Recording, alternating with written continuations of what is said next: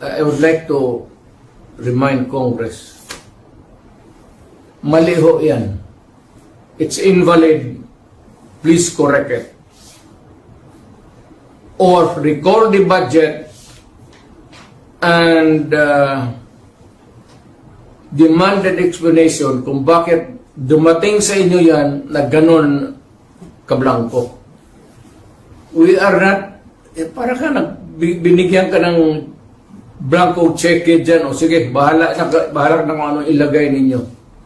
In the same manner, yung mga blanco-blanco dyan, whatever or whoever corresponds to that particular item is free to just fill up the amount.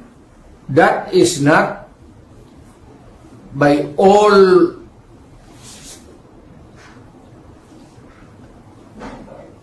commandments of the law.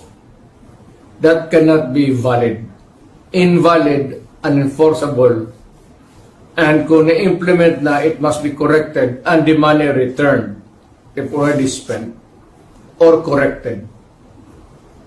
And